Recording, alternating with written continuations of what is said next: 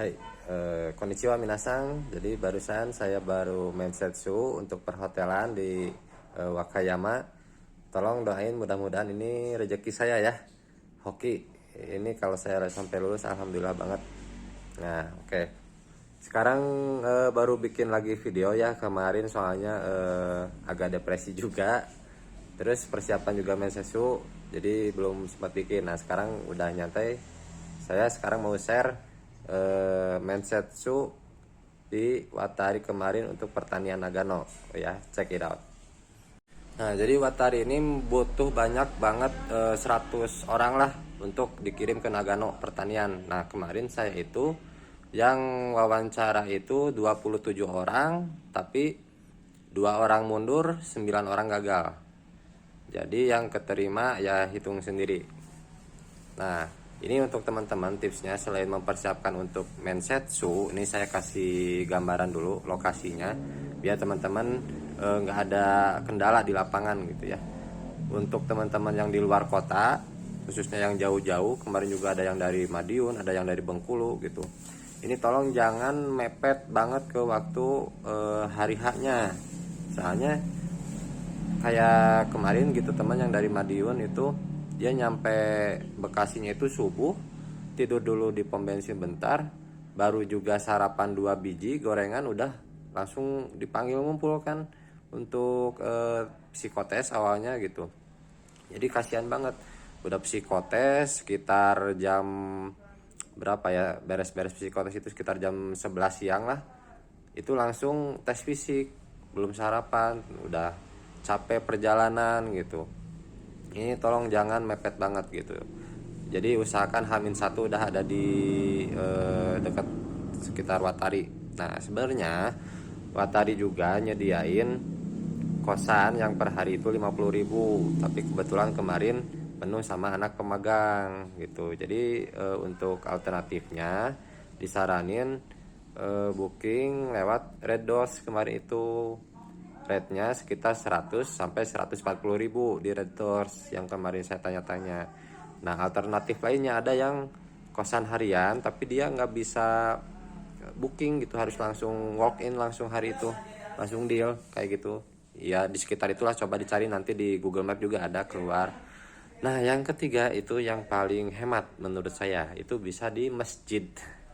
Jadi di sekitar situ ada, nyebrang dulu dari Watari, nyebrang dulu nanti belok jalan kaki ke kanan lah sekitar 100 meter itu ada masjid.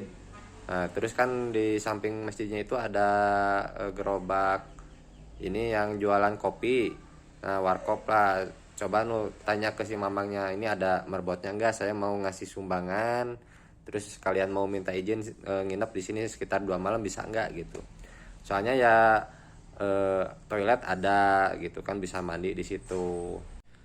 Terus kan deket juga sama lokasi, terus bisa ada juga sarapan di situ, ada warung nasi gitu ya, lumayan lah daripada 140.000 per malam kan sayang juga gitu. Nah, terus kalau bisa sih nanti kan rata-rata turunnya di stasiun Cikarang pakai kereta api. Nah, teman-teman janjian lah gitu sama yang satu grup, jadi nanti itu kan dimasukin dalam grup WA sama Watarinya. Nah, nanti teman-teman kontak tuh, ada yang turun di stasiun Cikarang nggak, jam berapa, kita barengan ke Watarinya, naik Grab car, naik gokar gitu. Jadi biar lebih hemat lah ongkosnya, biar dibagi 2 gitu atau dibagi 3 gitu. Untuk tes fisik sama psikotes nggak ada tips ya itu mas, soalnya kan mengukur kemampuan diri, tapi sebenarnya teman-teman gak perlu khawatir, soalnya kan itu bukan untuk tes untuk menggagalkan atau menyaring ya sebenarnya. Jadi untuk ngecek aja apa ada masalah dengan tubuh kita, maksudnya ada yang bekas patah tulang gitu, yang kayak gitulah. Terus ya paling sih ini ada tes yang genggaman tangan, kekuatan genggaman tangan. Ini diusahain teman-teman latihan dari sekarang, dan nilainya itu lebih dari 40 kilo 40 kilo ke atas. Soalnya dijelasin nanti kerjanya di pertanian Nagano itu waktu panen kita disuruh ngangkut hasil panen itu 40 kilo, 2 dus ditumpuk jadi 40 kilo. Nah, jadi teman-teman tangannya harus kuat nih ngegenggamnya kayak gitu ya. Setelah psikotes ada tes mata buta warna, terus ada tes pendengaran, terus tes fisik. Nah ada latihan mensetsu juga, nanti ada sanosangnya yang orang Jepangnya gitu, ngewawancara kita, tapi kita masih diarahin ya, kamu jangan jawab gitu. Nah ini yang penting yang teman-teman harus catat. Kalau ditanya misalkan pengen berapa lama kerja di Jepang, itu jawab 5 tahun, jangan kurang. Jadi kelihatan tekad teman-teman itu. Kalau misalkan kemarin ada yang jawab 3 tahun, wah udah sayonara katanya. Kamu jangan jawab 3 tahun, kata Sanosang. Itu kan masih mensetsu latihan gitu. Nah itu jangan. Terus ditanya misalkan tujuannya kenapa kerja di Jepang, ya standar-standar aja, pengen, mending jujur aja ngumpulin uang untuk bantu keluarga gitu. Jangan alasannya ya karena saya suka anime, karena saya pengen belajar bahasa Jepang, atau pengen sekalian piknik gitu. Itu nggak malah jadi nggak keterima gitu. Soalnya kan nanti kerja di sana itu berat. Ketika istirahat pun itu paling dipakai tidur, nggak bisa dipakai untuk jalan-jalan atau dipakai untuk belajar. Itu nggak ada waktu lagi gitu, bener-bener dipakai tidur waktu istirahat itu. Nah terus yang kedua ada pertanyaan kenapa milih pertanian. Kan tadi alasan kenapa pergi ke Jepang, pengen kerja di Jepang. Nah ini kenapa ngambil bidang pertanian, kan banyak bidang-bidang yang lain gitu. Nah ini teman-teman itu harus bisa ngejelasin sampai ntar pulang di Jepang itu mau ngapain gitu. Jangan cuman bilang pengen belajar tentang pertanian.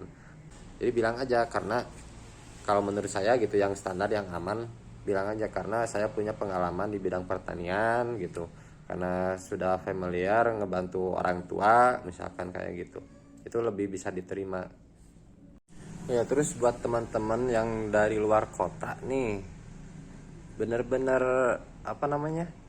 kalau udah sekali terjun ya terjun, jangan tanggung, jangan mundur di tengah jalan gitu. Kayak kemarin kan yang mundur itu 2 orang, yang satu dari Madiun kan jauh, wah ongkos aja kan udah berapa gitu.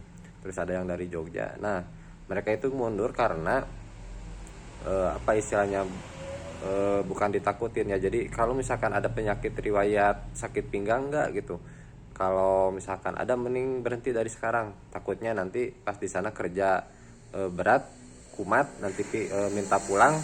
Nah itu konsekuensinya temen harus nanggung sendiri gitu, diganti tiket berangkatnya, harus diganti tiket pulangnya juga, harus ini sendiri. Jadi malah tekor, nggak bakal balik modal. Nah kemarin ada yang mundur tuh gitu. Jadi pastiin kalau misalkan teman setengah-setengah, mending jangan ikut gitu dari sekarang, mending pertimbangin dulu. Nah terus yang kedua yang mundurnya itu kita itu selama bulan puasa di sana itu nggak boleh puasa. Bukannya mereka itu nggak ngelarang ibadah karena benci Islam ya, tapi mereka itu takut kita itu kenapa-napa. Sedangkan kita kerja berat di sana, tapi kita itu nggak makan. Nah orang Jepang itu khawatir, karena kalau kita kenapa-napa kan mereka juga yang harus tanggung jawab gitu. Jadi nanti setiap siang istirahat itu mereka itu kan bawa makanan buat kita. Nah disuruh makan, kalau kita misalkan nggak makan itu mereka pasti aneh, curiga, wah ini kamu puasa ya, jangan puasa. Nah ternyata kemarin ada yang keberatan gitu, jadi mundur. Terus juga istilahnya kalau sholat kan masih bisa dijama ya, yang duhur sama asar, maghrib sama isya. Nah ini yang jadi masalahnya itu yang subuh. Yang subuh itu kan kadang kita kalau misalkan musim panen itu dari jam 2 malam, itu kerjanya dari jam 2 malam sampai jam 2 pagi sampai malam, kerjanya lebih dari 12 jam gitu kalau pas lagi musim panen. Jadi ya teman-teman yang istilahnya